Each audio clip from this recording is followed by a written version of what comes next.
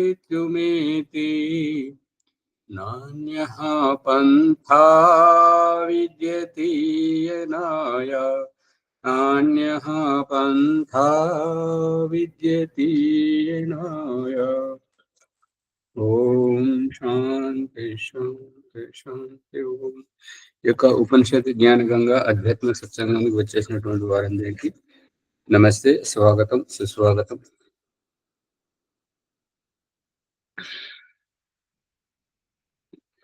ప్రభాకర్ గారు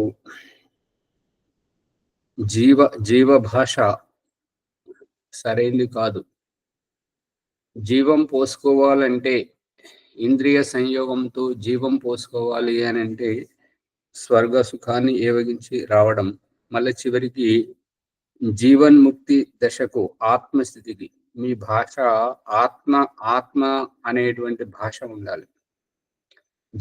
జీవులకు జీవుడు జీవులకు అనంటే ఈ జన్మ జరా మరణ 84 లక్షల కోట్ల ఈ యొక్క జన్మలలో ఉన్నటువంటి స్థితిని మాట్లాడుతున్నారు. ఆత్మస్థితిని మాట్లాడితే అది బాగుంటుంది. మళ్ళీ ఇంకొకటి ఏంటంటే, వేగాన్ని పెంచాలి. మాట్లాడేటువంటి స్థితి సహజంగా రావాలి. సహజంగా వస్తే బాగుంటుంటది. వరలక్ష్మమ్మ గారు, ముని గారు చెప్తున్నట్టే ఆతృత పడొద్దు, నెమ్మదిగా. ఇది ఆధ్యాత్మికం. ఆతృత పడితే ఆవిడే ఆతృత పడుతున్నది మనకేం అర్థమవుతుంటది అని చెప్పేసి ఎదుటి వారు చులకన చేస్తుంటారు. మీరు చెప్పే విషయం మీద ఆసక్తి కనబడతారు, మరియు వారు మాట్లాడుకుంటుంటారు.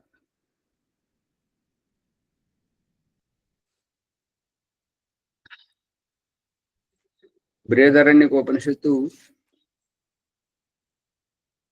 5వ అధ్యాయము 5వ బ్రాహ్మణం 2వ సంపుటంలో ఉన్నాము. తత్ సత్యం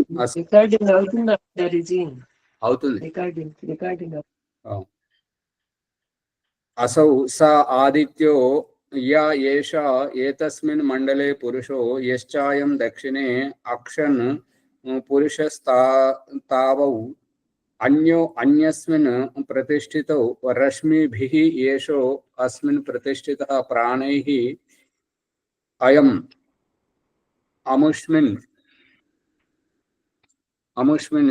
సా యత్ ఉత్క్రామిష్యన్ భవతి శుద్ధం ఏవ ఏతత్ మండలం పశ్యతి నైనం ఏతే రశ్మయః ప్రత్యాయంతి. ఇక్కడ ఏంటంటే, ప్రాణైః అయం అముష్మిన్ సా యత్ ఉత్క్రమిష్యన్ భవతి అంటే ఎగిరిపోతున్నట్టుగా, ప్రాణముల ద్వారా ఎగిరిపోతున్నట్టుగా. ఇప్పుడు ఈ రహస్యాన్ని ఈ ఆదిశంకర దాంట్లో ఆదిశంకరాచార్య ప్రకరణంలో పరకాయ ప్రవేశం చేస్తున్నప్పుడు పంచప్రాణాలుగా దేహం నుంచి వెళ్ళిపోతున్నట్టుగా, మరియు పరకాయ ప్రవేశంలో వారు చూపిస్తున్నటువంటిది ఏంటంటే, అవే ఏ పంచప్రాణాల నుండి అయితే ప్రాణాలతోటైతే దేహం నుండి వియోగం పొందారు, మళ్ళీ దేహంలోకి రావడానికి కూడా అవే పంచప్రాణాలతో వస్తున్నట్టుగా చూపించనైనది వీడియో చూశారు.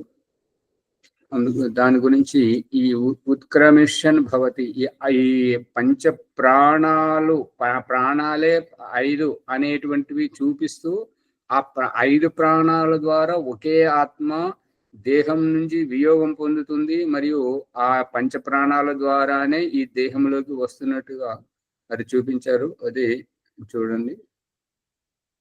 శుద్ధం ఏవ ఏతన్ మండలం పశ్యతి. ఈ శుద్ధ ఆత్మ అయ్యే ఈ యొక్క భగవంతుని యొక్క పరమేష్టి మండలాన్ని చూడడం జరుగుతుంది. పంచ ప్రాణాలు ద్వారా అంటే ఆత్మ ఒకటే ఉంది, 5 ప్రాణాల్లో విడిపోతుందా? మరి ఇప్పుడు ఏ రకంగానైతే 5 ఇంద్రియాలు ఆత్మకు ఏ రకంగానైతే సాధనము, ఈ ప్రాణాలు ప్రాణం, అపానం, ఉదానం, సమానం, ఈ యొక్క ప్రాణాలు అనేటువంటి ఆత్మకు గతినిచ్చేటువంటివి, స్ఫూర్తినిచ్చేటువంటివి. దయానంద సరస్వతి ఋగ్వేదాది భాష్య భూమికలో 24 శక్తులను సమకూర్చి 25వ ఉనికి జీవాత్మగా మొత్తం చూపెట్టాడు. ఈ యొక్క మంత్రం అష్టావింశాని శివాని షడ్మాని అనేటువంటి ఈ యొక్క నక్షత్ర సూక్త మంత్రానికి వ్యాఖ్యానం చేస్తూ ఈ ప్రాణములను లెక్కించి మరీ చెప్పాడు. ఇక్కడ చూడండి. నా ఏనం ఏతే రశ్మయ ప్రత్యాయంతి. ఈ రకంగా రశ్మిలు అంటే సామర్థ్యం. ఇప్పుడు సూర్యుని నుండి రశ్మిలు ఏ రకమైతే వెలువడుతూ ఉన్నాయో అదే రకంగా ఈ యొక్క జీవాత్మ యొక్క ప్రారబ్ధం అనుసారంగా ఈ యొక్క ప్రాణశక్తులు అనేటువంటివి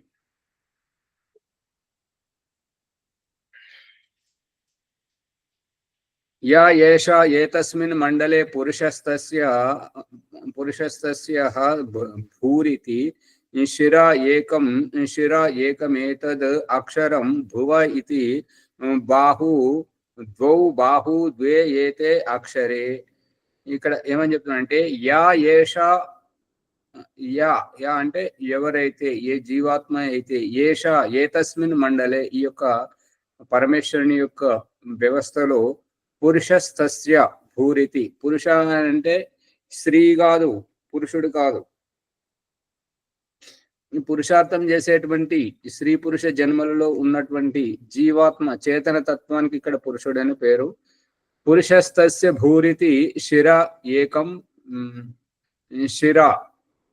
ఏకం ఏతత్ అక్షరం భూ అని అంటే ప్రాణం అనేటువంటిది. ఈ మునిగారు చూడండి ప్రత్యక్షంగా ఈ యొక్క ముక్కు ద్వారా శ్వాస తీసుకొని శిరస్సులోకి ఎగబాగించడం, ముక్కులోకి ఎక్కిన తర్వాత ముక్కు వెనక భాగం నుంచి మళ్ళీ ఉదరంలోకి దిగడం అక్కడ జరుగుతుంది. అందుకే భూర్ ఇతి శిర. ఈ యొక్క శిరస్సు ప్రాణం ఎక్కడికి వెళ్తుంది అంటే శిరస్సు లోపల. శిరం ఏకం ఏతదక్షరం. అందు గురించి ఆ యొక్క ప్రాణం పోసుకోవడం, జీవం పోసుకోవడం, బ్రతికి ఉండడం, కళ్ళుండని ఉండకపోని, చేతులుండని ఉండకపోని, చెవులుండని ఉండకపోని, మాట్లాడడానికి సామర్థ్యం ఉండని ఉండకపోనివ్వండి, ఏదైనా సరే, కాళ్ళున్నా లేకపోయినా, ఏదున్నా లేకపోయినా కానీ ప్రాణం మాత్రం ఉండాలి. ఈ ప్రాణం పోసేవాడు ప్రాణస్వరూపుడు పరమేశ్వరుడు. ప్రాణులకి స్వరూపుడు, ప్రియ స్వరూపుడు. ప్రాణం జీవం పోయడం. శిర ఏతద్ అక్షరం భువ. ఇక రెండవది భువ అని అంటే ప్రాణం పోసుకున్న తర్వాత, జీవం బ్రతికు ఉన్న తర్వాత భువ అంటే దుఃఖాన్ని దూరం చేసుకోవడం. ఇప్పుడు పౌరాణికమయంగా ఏమని ప్రార్థిస్తుంటారంటే, మా దుఃఖాలను దూరం చేయము పరమేశ్వర, మాకు దుఃఖాలు ఉండొద్దు, అన్ని నువ్వే చేసి పెట్టు అని చెప్పేసి భగవంతుని ప్రార్థిస్తాడు. దానికి దయానంద సరస్వతి కటాక్షం ఏం చేస్తున్నాడు అని అంటే, ఓ దేవుడా, నువ్వు వచ్చి మా ఇల్లు ఊడ్చిపో, మా బట్టలు ఉతికిపో, మాకు రొట్టెలు వంట చేసి పెట్టు, కావాలంటే మా పీక పిసికి పెట్టు అన్నట్టుగా ప్రతిదీ ఇది ఏంటంటే దేవుడే చేసిన తర్వాత నువ్వేంటి, నువ్వు చెయ్యాలి కదా ప్రయత్నం, నీకు కావాల్సింది నువ్వు చెయ్యాలి కదా అనేటువంటిది ఈ పౌరాణికులు దాన్ని ఖండించింది అనమాట. మరి భగవంతుడు ఏం చూపిస్తున్నాడు అని అంటే, భగవంతుడు దురద పెట్టించి, చీమతో గుట్టించి, దోమతో కుట్టించి, ఈ యొక్క ముళ్ళుతో గుచ్చించి, నీ పరిస్థితిని నువ్వే నివారించుకో, నీ దగ్గరికి ఎవరు రారు అని ముక్కు కార చేయడం, చెవిలో గుబిలి, పనులకు పాచి పట్టించడం, ఇది నీకు నీవే శుభ్రం చేసుకోవాలి.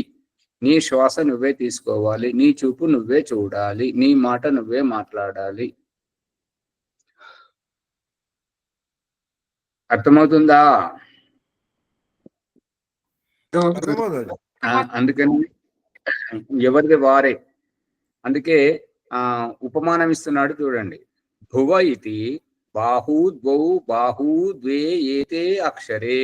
ఈ ఓంకారం యొక్క అభిప్రాయాన్ని దుఃఖ నివారణ చేయడానికి మన దేహానికి భుజములు అంటే 2 చేతులను కల్పింపజేశాడు భగవంతుడు. ఆ చేతులతోటే దుఃఖాన్ని నివారించుకోవాలి. చీమనైనా, దోమనైనా, ఈ యొక్క వేడినైనా, చల్లదనాన్నైనా, ముళ్ళు గుచ్చుకున్న, లేదంటే దురద పెడుతున్న ఏదైనా కూడా ఆ దుఃఖాన్ని నివారించుకునేటువంటి చేతులు. అందుకే ఆజ్ఞాచక్రం నుండి చేతులను ఆజ్ఞాపించడం, చేతులు వెళ్ళి ఆ ఈగను, దోమను, చీమను, ఆ ముళ్ళును తీసేయడానికి ప్రయత్నించడం. కనబడుతుందా లేదా? కనిపిస్తుందా? కనపడుతుందా? అది అందుకని దుఃఖము మనం నివారణ చేసుకోవాలి, కానీ మనం ఇష్టపడడం, దేవుడొచ్చి నివారణ చేయడం.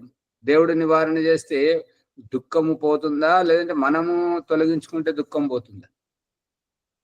మనమే తొలగించుకోవాలండి. అందుకని ఈ యొక్క పురుషార్థం చేయించడము, మన చేతనే ఈ యొక్క దుఃఖాలను నివారణ చేయించుకోవడం భగవంతుడు చెప్తున్నటువంటిది. దయానంద సరస్వతి చెప్పాడు అనమాట. దయానంద సరస్వతి ఏంటంటే, పురుషార్థం నువ్వు చెయ్యి, నీకేం కావాలో. ఈ మంత్రాలు, అగ్నిహోత్రంలో మంత్రాలు చదవడం, సంధ్యోపాసనలు, సంధ్య చేయడం, ధ్యానం చేయడం, ఇదంతా జీవాత్మ యొక్క పురుషార్థం. నీ జీవాత్మ చేసిన తర్వాత ఈ చేసిన దానికి పారితోషికంగా పరిణామాన్ని కల్పింపజేయడం సుఖం. ఆ సుఖం మూడవది. ఉనికిలోకి వచ్చేటువంటిది భూహు, ప్రాణ స్వరూపం, ప్రాణశక్తి ద్వారా ఉనికిలోకి రావడం. భువహ, దుఃఖ నివృత్తి చేసుకోవడం. ఇప్పుడు ఎవరైతే మరి ప్రసంగంలో చెప్తే వేరే పోతుంటది, కానీ సూటిగా చెప్పడానికి ప్రయత్నం చేస్తాం. ఈ దయానంద సరస్వతి యజుర్వేద మంత్ర ప్రమాణం తీసుకొని గర్భాధానంలో, ఆ గర్భాధానం చేసేటప్పుడు చెప్తున్నటువంటి ప్రక్రియ, ఈ సినిమా, టీవీ సీరియల్ చూపిస్తున్నటువంటి మూర్ఖత్వం ఏంటి అని అంటే, ఇప్పుడు పాలబాలరాజు గారికి తొందరగా అర్థమైంది, ఎందుకంటే అది వాళ్ళ వ్యాపారం కాబట్టి. ఈ యొక్క ఈ దారెంట పాలు తీసుకుపోతుంటే ఆ గుంతలకు కుదించినట్టు అవ్వడం వల్ల పాల డబ్బలో గ్యాస్ తయారైతుంది. అవుతుందా కాదా బాలరాజు గారు? ఇగో ఈ టీవీ సీరియల్ వాళ్ళు, సినిమా వాళ్ళు ఏం నేర్పిస్తున్నారంటే, పెళ్ళయిన తర్వాత శోభనానికి వాళ్ళు చూపించేది ఏంటంటే, గ్లాసులో పాలు తీసుకొని పోమని చెప్తుంటారు అనమాట. ఆ పాలు తీసుకొని పోతే పాలు తాగి వాళ్ళు క్రియ చేస్తుంది ఏంటంటే, పొట్ట లొడలొడలో లోపడం వల్ల ఏమవుతుందంటే గ్యాస్ తయారవుతుంది. దాంతో వాతరోగం తయారైతే పుట్టేటువంటి శిశువుకు. అర్థమవుతుందా? ఇంకొక రోగం, ఇంకొకటి ఏంటంటే, పాలతోటి కఫం తయారవుతుంటది. ఆ కఫ రోగి అంటే దగ్గు, దమ్ము, ఎలర్జీ అనేటువంటిది. ఇక వేదం చెప్తున్నటువంటిది ఏంటంటే, గర్భాధానం చేసేటప్పుడు నిటారుగా పడుకోవాలి, కాళ్ళ దగ్గర కాళ్ళు, చేతుల దగ్గర చేతులు, ముఖం దగ్గర ముఖము, ఇలా నిటారుగా ఉండాలి అనేటువంటిది వేదమంత్ర ప్రమాణ పూర్వకంగా దయానంద సరస్వతి చెప్పాడు. కానీ ఈ అవగాహన లేని అజ్ఞానం వల్ల ఏంటంటే, సిగ్గుపడుతూ ఉండడం వల్ల చేయడం, కాళ్ళు ముడుచుకుంటే ఈ యొక్క పోలియో రావడం, మళ్ళీ ఈ యొక్క బిగుసుకుపోవడం వల్ల గూని వాళ్ళుగా తయారవడం, పుట్టేటువంటి సంతానానికి ఇక్కడ గర్భాధానం చేసేటప్పుడు స్త్రీ పురుషుల యొక్క వ్యవహారం అక్కడ ఉంటుంటది. అందుకే మహాభారతంలో చూపించింది ఏంటంటే, ఆ యొక్క పేరేం పేరు, వ్యాసుడు వచ్చినప్పుడు దాసీలను పంపిస్తే అంబిక, అంబాలిక వారిని పంపిస్తే ఏంటంటే, ఒకరేమో బాగా బిగుసుకుపోయి భయపడి ఉన్నారు కాబట్టి పాండురాజు పుట్టాడు. మళ్ళీ రెండవసారి ఈమె కళ్ళు మూసుకున్నాను కాబట్టి ఈ ధృతరాష్ట్రుడు పుట్టాడు. ఇక చివరికి దాసి, ఈ యొక్క విదురుని యొక్క తల్లి దాసి కాబట్టి విదురుడు ఆమెకు అన్ని రకాలుగా చెప్పారు, నువ్వు భయపడద్దు, నీకేం భయం లేదు, మేము ఉన్నాము. అతడు మంచి జ్ఞానవంతుడు, తెలివివంతుడు, చాలా తపస్వి, చాలా వేద విజ్ఞానం కలిగిన వాడు అని చెప్పేసి ఈ దాసికి అన్ని రకాలుగా చెప్పడం వల్ల ఆమె మంచిగా స్వీకరించింది అనమాట వేదవ్యాసుని. దాంతో మంచి జ్ఞానవంతుడైనటువంటి విదురుడు పుట్టాడు. ఇదంతా గర్భాధానం చేసేటప్పుడు జరుగుతున్నటువంటిది. అంతేగాని వాళ్ళకు తల వంకర పోతున్నది, నోట్లోంచి చొల్లు గారుతున్నది, అది మాట్లాడలేదు, ఇదంతా పిల్లల మీద అంటుంటారు. ఇదంతా చేసేటువంటి తల్లిదండ్రుల యొక్క వ్యవహారం ఇక్కడ ఉంటుంటది. స్త్రీ పురుషుల యొక్క గర్భాధానం చేసేది ఒక కళ. గర్భాధానం అంటే ఒక సృష్టి విద్య. దీనిని తూచా తప్పకుండా చేయాలి. పూర్తి ఆచార్య హాజీ గర్భాధానం ఒక యజ్ఞం కూడా, అదే చెప్తున్నాను, వైజ్ఞానిక యజ్ఞం. యజ్ఞమయంగా చేయాలి, యజ్ఞమయంగా చేయాలి. దాని గురించి ఇక్కడ దయానంద సరస్వతి ప్రత్యేకించి గర్భాధానం గురించి చెప్పడం జరిగింది.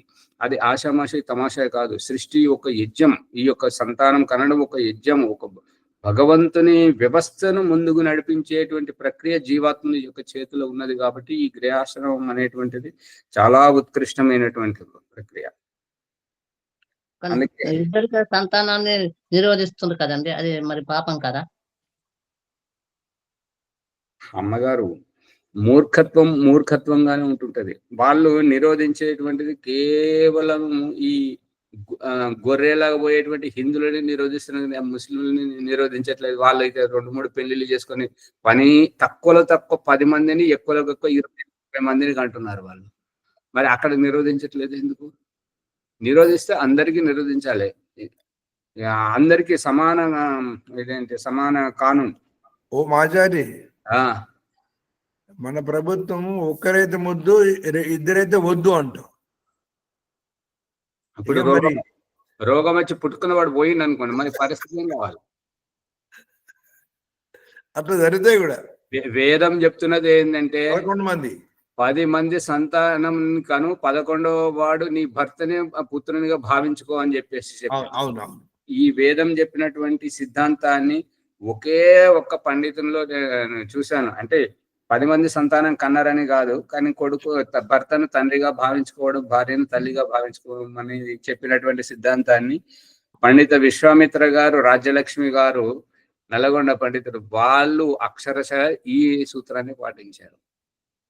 ఇక మన ప్రణవముని గారు ఏం చేస్తున్నారంటే, భగవంతుని తల్లిగా భావించడం అంటే ప్రణవముని గారు బేటా కోడల్ని బేటా అని అంటాడు, భార్యను బేటా అని అంటుంటాడు. ఈ బేటా భాష మారాలి.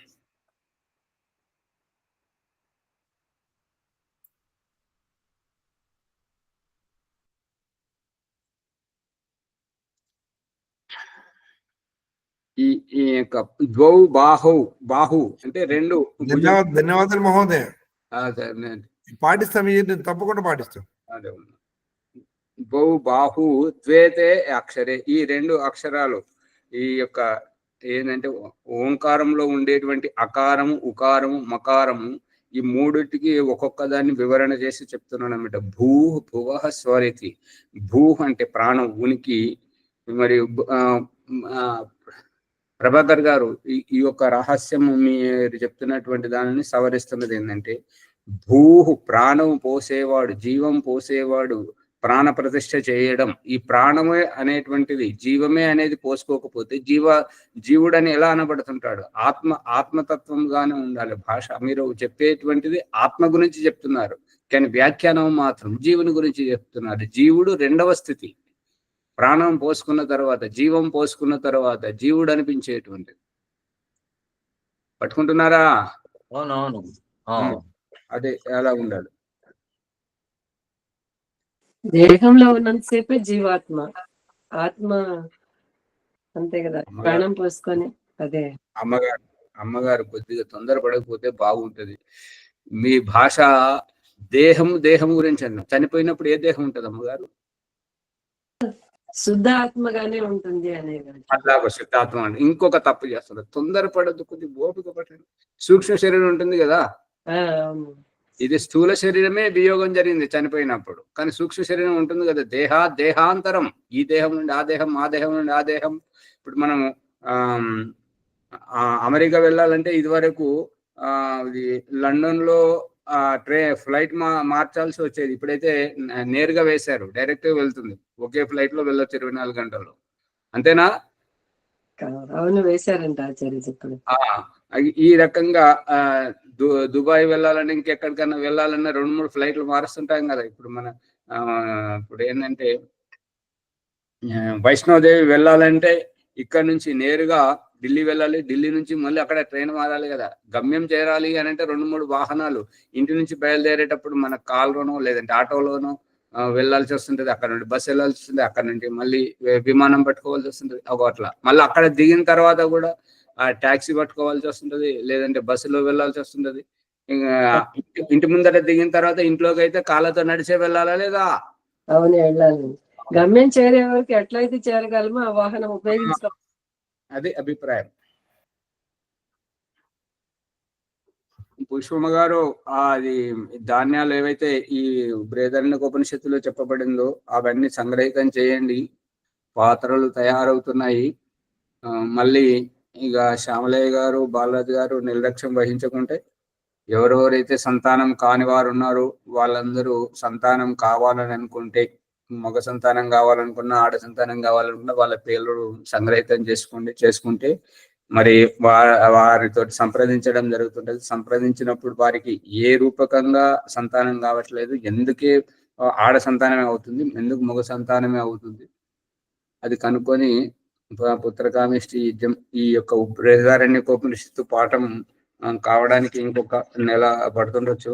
ఆ నెల రోజుల లోపల ఇది అయిపోవాలి. విశ్వమ్మ గారు, అర్థమవుతుందా? అలాగే ఆచార్య. ధాన్యాన్ని సంగ్రహించండి. ఇంకా వీలైతే శ్యామలయ్య గారు, మీరు ప్రతి దానిని ఒక అరకిలో అవన్నీ పెట్టడం జరుగుతుంటది. అవి సంగ్రహిస్తే మరి అందరికీ దొరకవు ఈ ధాన్యాలు అందుబాటులో. ఊర్లో ఉన్న వారికి, తెలిసిన వారికి మాత్రమే దొరుకుతాయి. మరి మనం సంగ్రహించి పెడితే విడివిడిగా వాళ్ళు తీసేసుకుంటారు. ఒక్కొక్క ఆచార్య ఎన్ని రకాలు కావాలి? ఇవి దాదాపు ఎన్ని ఉన్నాయి అమ్మగారు? 6 ఉన్నాయా 8 ఉన్నాయా? ఇవాళ పెడతాము దాంట్లో. సంగ్రహించండి. మళ్ళీ పేర్లు కూడా రాసుకోండి.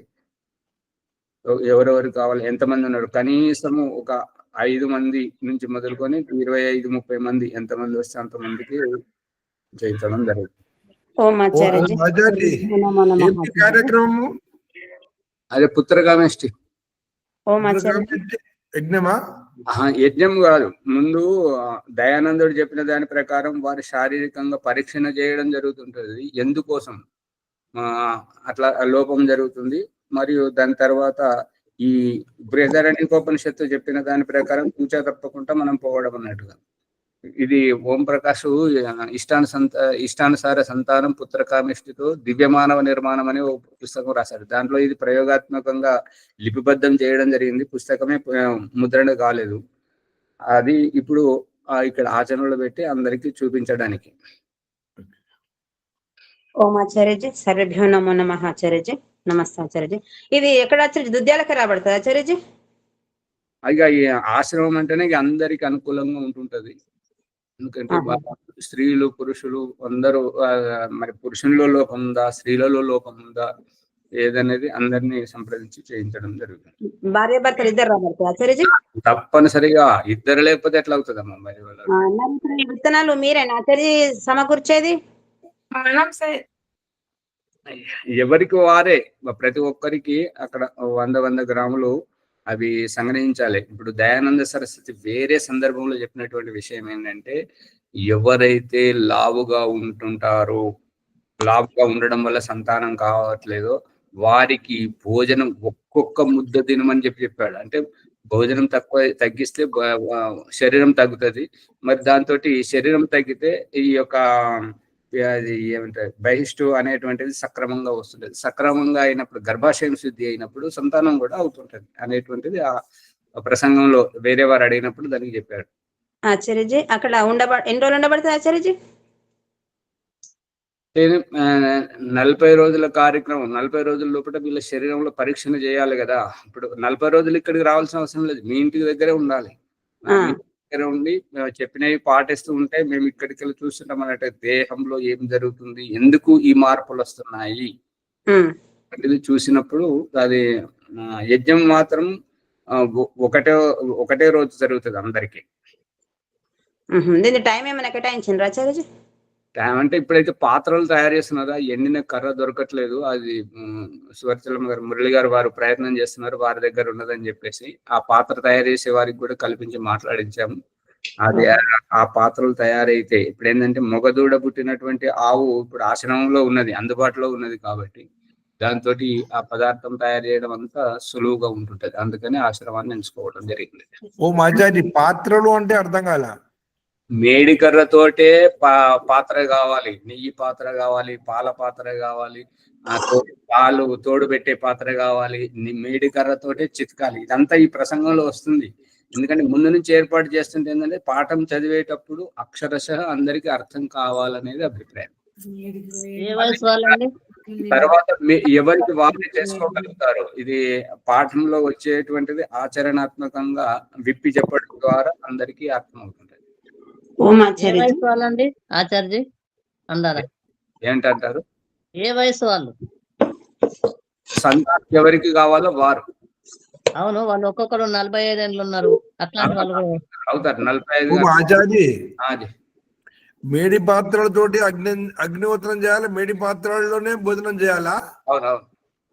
మరి అంటే అందరికి ఆ విధంగా సమకూర్చగలగాల. ముందు పేరు రాయిస్తే వారికి ఆ రకంగా ఏర్పాటు చేయిస్తాము. ఓకే. ఎందుకంటే సంప్రదించే దాని గురించే వారి సామర్థ్యం కూడా కావాలి కదా, ఖర్చు పెట్టుకోవాలి కదా, పాత్రలు తయారు చేయాలి. దాని వివరాలు కూడా చెప్పండి ఆచార్య, ఎవరైనా ఉంటే సూచన చేస్తాం.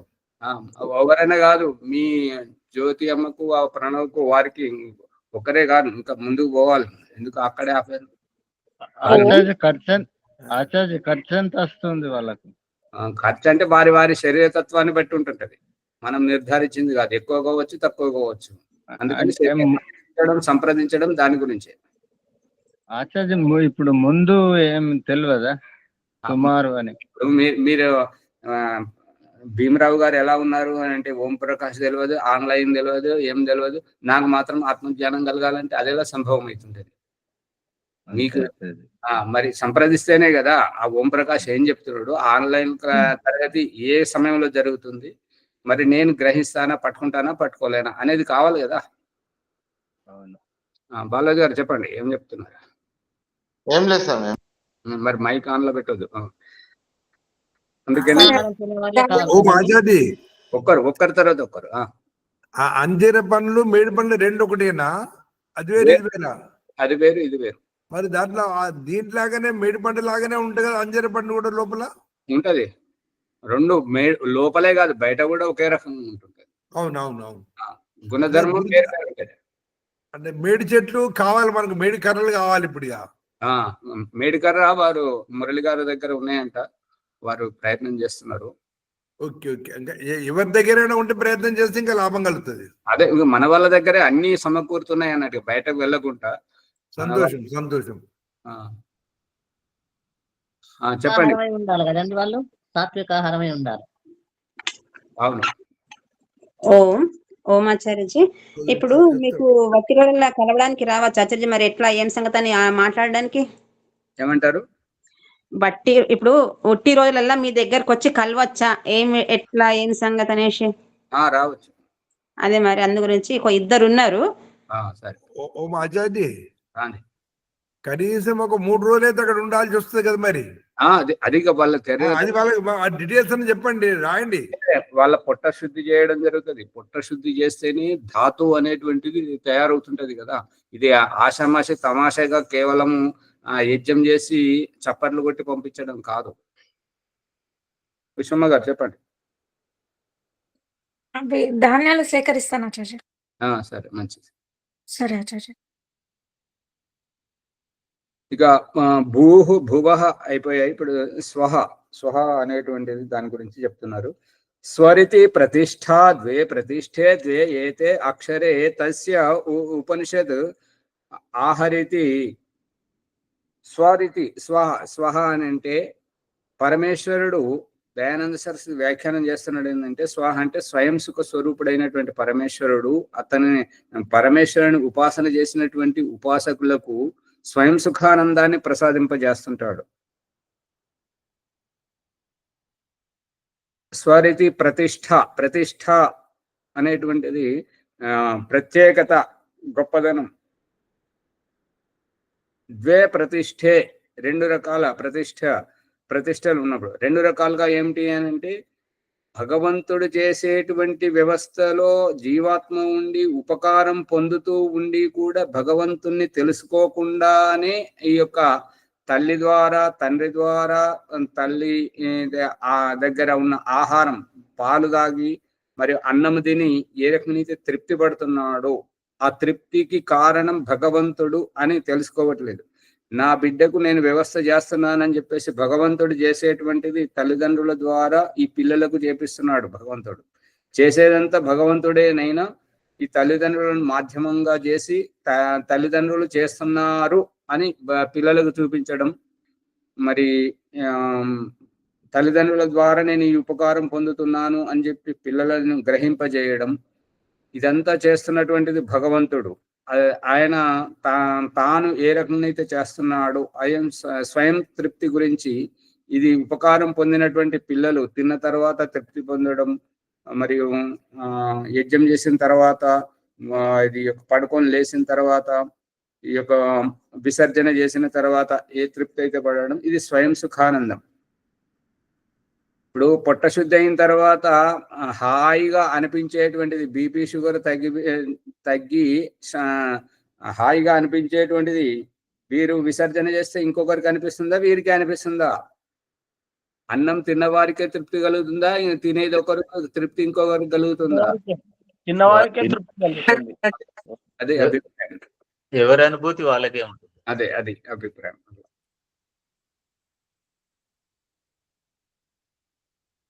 ఏదే అక్షరే తస్య ఉపనిషది, తస్య అని అంటే ఆ యొక్క పరమేశ్వరునికి ఉపనిషది, ఉప అంటే దగ్గరగా, నిషది అని అంటే కూర్చోవడం, ఆ రకంగా ఉపాసన చేయడం, ధ్యానం చేయడం, ఈ రూపకంగా ఉండడం జరుగుతుంటాయి. హంతి పాప్మానం జహాతీచ, ఇక ఈ రకంగా చేసినటువంటి వారికి పాపం అనేటువంటిది జహాతి, వారిని విడిచిపెట్టి పోతుంటది. ఎవరైతే తల్లిదండ్రుల ఆజ్ఞను, ఈ పాపం ఎట్లా పోతుంటుందో చెప్తున్నాడు ఇక్కడ, చాలా జాగ్రత్తగా వినండి. ఎవరైతే తల్లిదండ్రుల మాటను, గురువు మాటను జవదాటారో వీరి దగ్గరికి వచ్చేటువంటి పాపము గాని, విఘ్నము గాని తల్లిదండ్రులు పిల్లలకు తెలియకుండా నివారిస్తుంటారు, శిష్యులకు తెలియకుండా గురువు నివారిస్తుంటాడు. కాబట్టి ఈ పాపము తొలగించేటువంటిది ఈ తల్లి, తండ్రి, గురువు ఎట్లయితే తొలగిస్తుంటారో భక్తులకు భగవంతుడు ఆ రకంగా తొలగిస్తుంటాడు. అర్థమవుతుందా? ఏది మాట్లాడాలి? అర్థమవుతుందా? అర్థమవుతుంది ఆచార్య.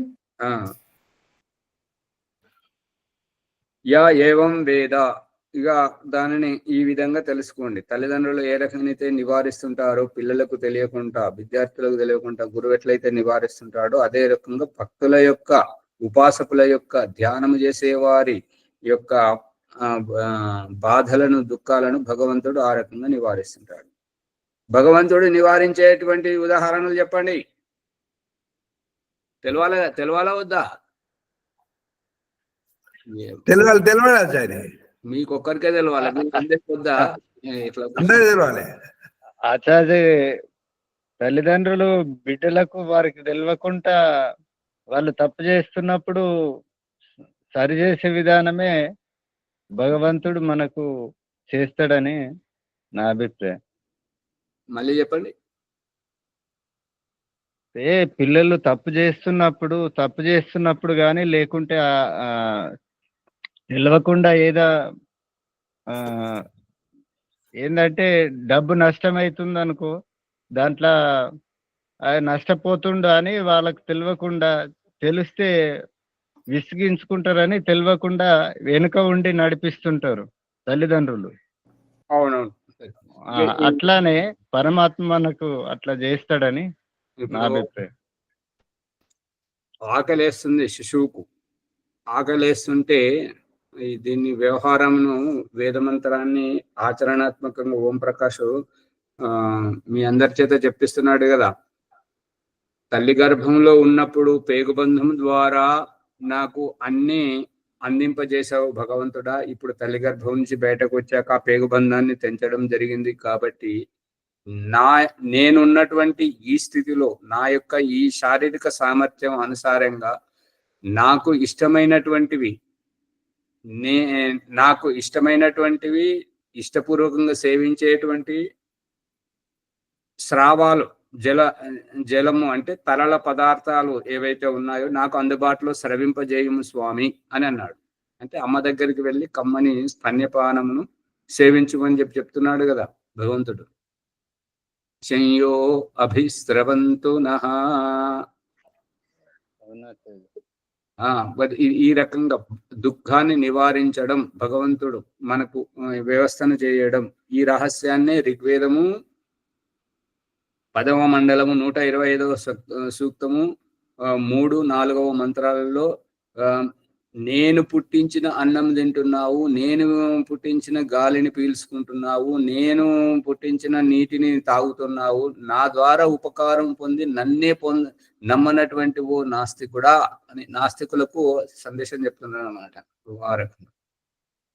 ఇప్పుడు మనం లౌకికులం కాబట్టి మనము తల్లిదండ్రుల ఉపకారాన్ని గుర్తించిన వారిని కృతజ్ఞులు అని అంటుంటాం కదా, అటువంటి భాష.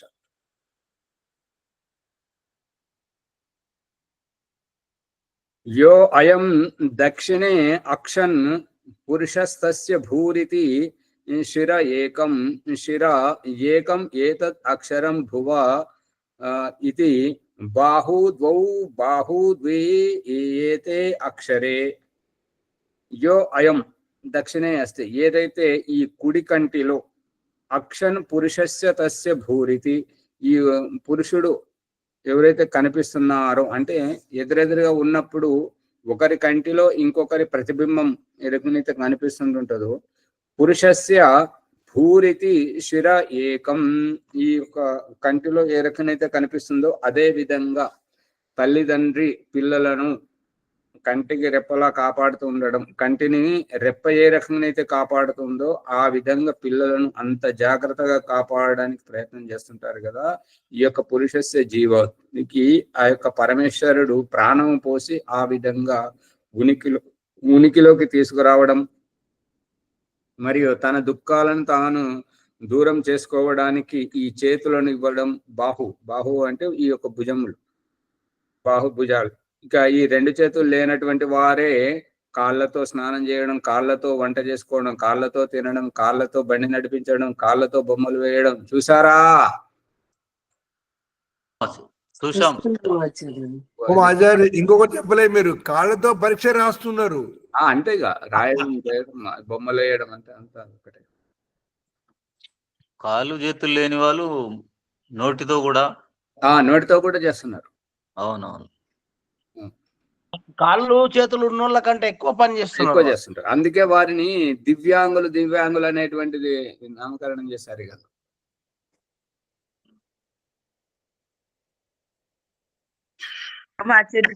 ప్రశ్న ఒకటి నా ప్రశ్న ఒకటి చెప్పాలి, చెప్పండి. అడగమంటే అంటే ఇది పాపం చేస్తేనే కదా కాలు చెయ్యి ఇవి లేకుండా చేస్తాడు, మళ్ళీ అంత ప్రతిభ ఇస్తాడు ఎందుకని ఆచార్జీ?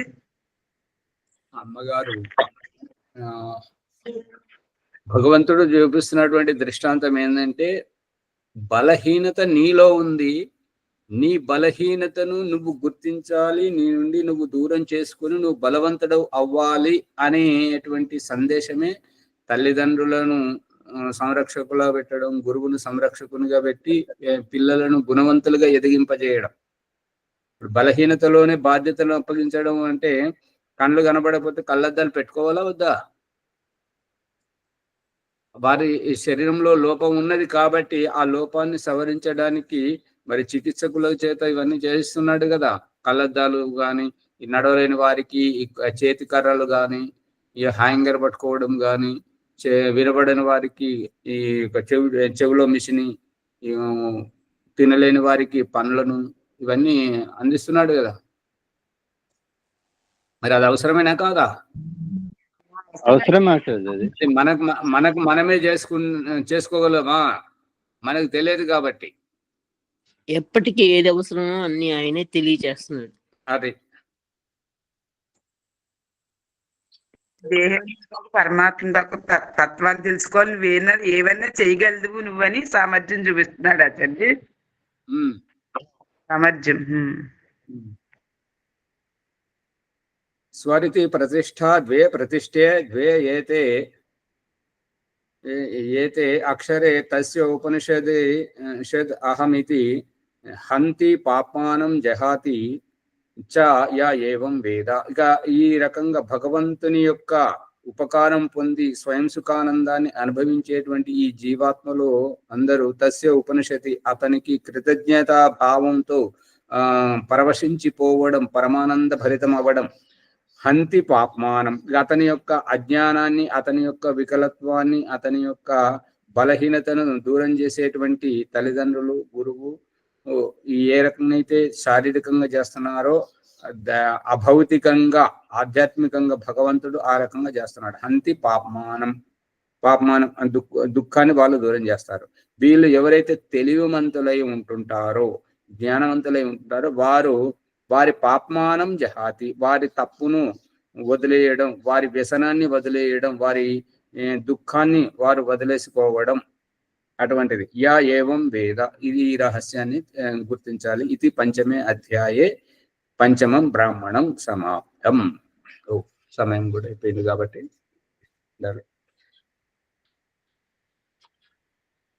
శ్యామలయ్య గారు మాట్లాడారేంటి? వాళ్ళు అంటున్నారు, మరి దాన్ని కొనసాగిద్దామా? గురువు మాదేమో ఆచార్య, మీరు ఎట్లా అంటే అట్లా సంకల్పం మీకు గట్టిగా ఉంటే మేము కూడా వెంబడి ఉంటాం. మీరు మీ సంకల్పం వట్టిగా తిని కూర్చుంటే వాళ్ళు ట్రస్ట్ వాళ్ళు ఏమనుకుంటున్నారంటే ఏం పని పాట లేదు, ఇదంతా చేస్తలేరు, ఊరికే ఉంటున్నారు అని అంటున్నారు కదా. ఏదోటి కార్యక్రమం చూపెట్టాలి కదా.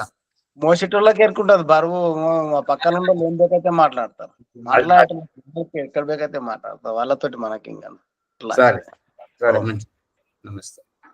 ఓం నమస్తే ఆచార్య. సర్వేభ్యో నమః. కానీ బాధ్యతగా ముందుకు వస్తేనే కదండి ఆ విషయం ఎదుటి వారికి అర్థమయ్యేది. అవునవును. జ్ఞాన గంగా బృహదారణ్య ఉపనిషత్తు పంచమ అధ్యాయము బ్రాహ్మణం. మునిగారు రికార్డ్ అవుతున్నది కాబట్టి మీరు ఆ వస్త్రాన్ని తీయకండి, ఉండండి. వానప్రస్థులు అంటారు, మరి అది ఉంటది కప్పుకునేది. మీరు యోగా జరిపే తర్వాత దాంట్లో ఉండండి, దీంట్లో అయితే ఎట్లాగా ఉండండి. ఓకే, అది కొద్దిగా అని చెప్పి పక్కన పెట్టినా. ఇప్పుడు తీయను, జనరల్ ఎప్పుడు తీయను. ఓకే, ఈ పంచమాధ్యాయం లోపల పంచబ్రాహ్మణం పంచమాధ్యాయం లోపల భూర్భువస్వహ అనే 3 వ్యాహృతులను విప్పాడు. రహస్యము, పరమాత్ముడు ప్రాణాన్ని ఏ విధంగా ఇచ్చి రక్షిస్తున్నాడు, తర్వాత ఆ జీవాత్మల దుఃఖాలను ఏ విధంగా నివారిస్తున్నాడు, తర్వాత జీవితాన్ని ఏ విధంగా ప్రసాదిస్తున్నాడు అనేటువంటి తత్వాన్ని, లోతైన తత్వాన్ని మనం తెలుసుకుంటున్నాము. అలాగే ఒక సంకల్పం కూడా చేస్తున్నాడు ఆచార్య గారు. ఎవరైతే సంతానం లేదో, సంతానము లేని వారికి శారీరక ఇబ్బందులను తొలగిస్తూ వైజ్ఞానికంగా యజ్ఞం ద్వారా సంతానం ఏ విధంగా కలుగుతుంది, ఋషి దయానంద మార్గంలో మనం సంతానం ఏ విధంగా మనము పొందవచ్చు అనేటువంటి సంకల్పం చేస్తున్నారు. విషయాలు చాలా చక్కగా తెలియజేయడం, వారికి ధన్యవాదాలు. అనంతరము ఈరోజు వైదిక సంధ్యోపాసన ఎవరు పెట్టి ఈరోజు భాగ్యలక్ష్మమ్మ గారు. భాగ్యలక్ష్మమ్మ గారు వైదిక సంధ్యోపం చేయండి ప్రార్థన. ఓం. ఈ ఎపిసోడ్ను లైక్ చేయండి, షేర్ చేయండి, 1-2 సార్లు వినండి, పక్కన ఉండి గంట సింబల్ గట్టిగా నొక్కండి అని నా మనవి. ఓం. ఓం నమస్తే ఆచార్యజీ. సభ్యభ్యో నమో నమః ఆచార్యజీ. అందరికీ నమస్తే. ఓం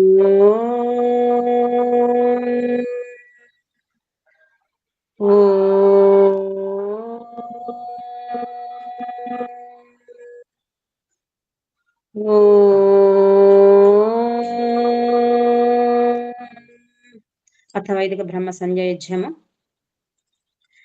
ఓం అమృతోపస్తరణమసి స్వాహా. ఓం అమృతాపిధానమసి స్వాహా. ఓం సత్యం యశః శ్రీర్మై శ్రీః శ్రయతాం స్వాహా.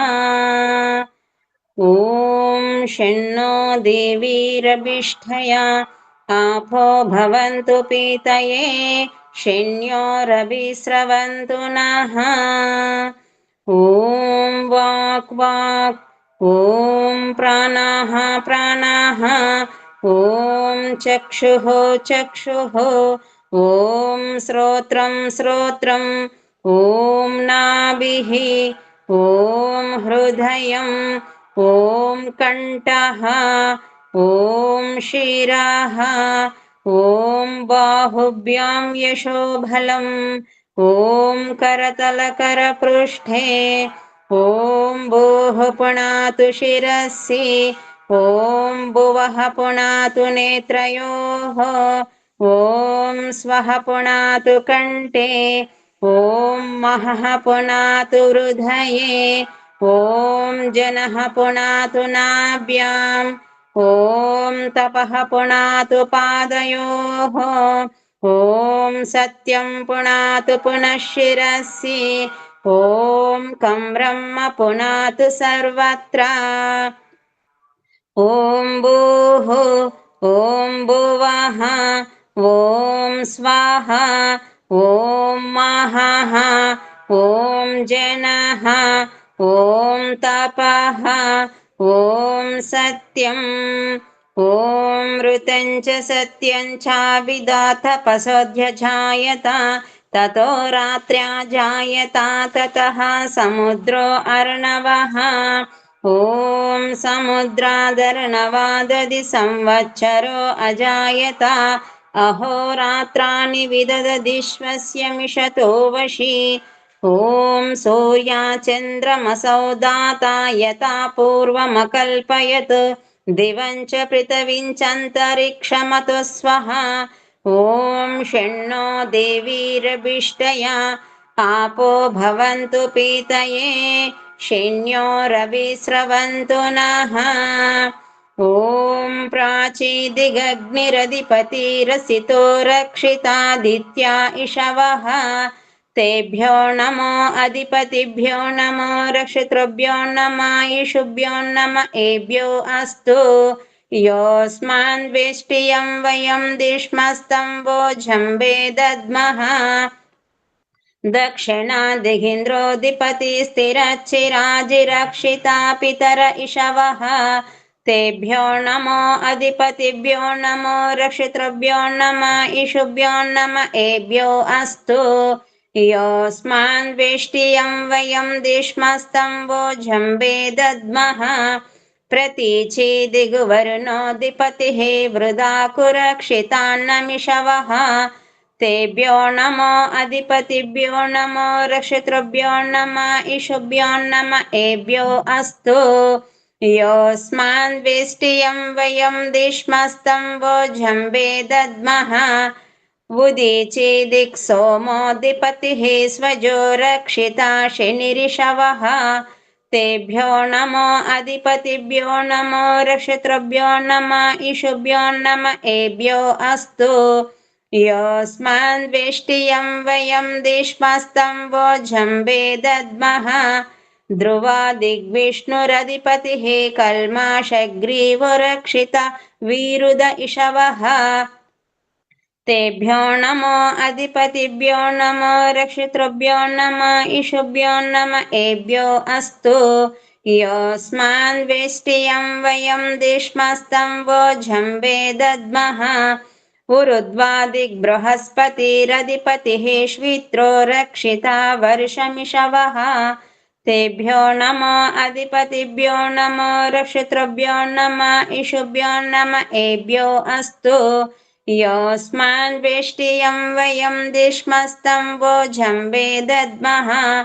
ॐ जातवेदसे सुनवामा सोममराति यतो निदहाति वेदः, स नः पर्षदति दुर्गाणि विश्वा नावेवा सिन्धुं दुरितात्यग्निः, चित्रं देवानामुदगादनीकं चक्ष्मुर्मित्रस्य वरुणस्याग्नेः, आप्राध्या वा पृथिवी अन्तरिक्षं सूर्य आत्मा जगतस्तु षच्चा, उदुत्यं जातवेदसं देवं वहन्ति केतवः, दृश्ये विश्वाय सूर्यम् उद्वयं तमसस्परिस्वः पश्यन्त उत्तरं దేవం దేవాత్రా సూర్యమగన్మజ్యోతిరుత్తమం తచ్చక్షుర్దేవహితం పురస్తాచుక్రముచ్చరతు పశ్యేమ శరదశతం జీవేమ శరదశతం శృణుయామ శరదశతం అదీనస్యామ శరదశతం భూయచ్చ శరదశతాత్. ఓం షణ్ణో దేవీరభిష్టయా आपो भवन्तु पीतये शैन्योरभिस्रवन्तु नः. ॐ भूर्भुवः स्वः तत्सवितुर्वरेण्यं भर्गो देवस्य धीमहि धियो यो नः प्रचोदयात्. हे रक्षक सच्चिदानंद स्वरूप జగతుత్పాదక దేవ, నీ దివ్య విజ్ఞాన స్వరూపమును మేము నిత్యము ఉపాసింతుము. మాకు సద్బుద్ధులనిచ్చి సత్కర్మములు ఆచరించినట్లు అనుగ్రహింపుము స్వామి. హే పరమేశ్వర, నీవు గొప్ప దయగలవాడవు.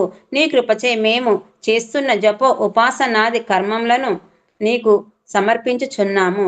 శుభకర్మలచే మాకు ధర్మ అర్థ కామ మరియు మోక్షముల సిద్ధిని వెంటనే ప్రాప్తించుకొందువుగాక. ఓం నమః శంభవాయ చ మయో భవాయ చ నమః శంకరాయ చ మయస్కరాయ చ నమః శివాయ చ శివతరాయ చ. ఓం షణ్ణో దేవీరభిష్టయా आपो भवन्तु पीतये शैन्योरभिस्रवन्तु नः.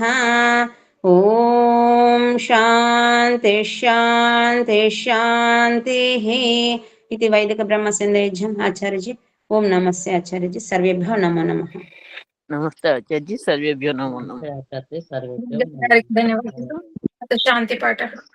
ఓం దేవ శాంతి అంతరిక్షం శాంతి పృథివీ శాంతి ఆపః శాంతి ఓషధః శాంతి వనస్పతయః శాంతి విశ్వే దేవాః శాంతి బ్రహ్మ శాంతి సర్వం శాంతిః శాంతిరేవ శాంతి సామా శాంతిరేధి. ఓం శాంతి శాంతి శాంతిః. ఓం నమస్తే ఆచార్య. సర్వేభ్యో నమో నమః. ఈ ఎపిసోడ్ ని అందరూ లైక్ చేసి షేర్ చేయండి, సబ్స్క్రైబ్ చేసుకోండి. ధన్యవాదాలు ఆచార్య. ఓం నమస్తే ఆచార్య సర్వేభ్యో నమో నమః. నమస్తే ఆచార్య. సరే. నమస్తే.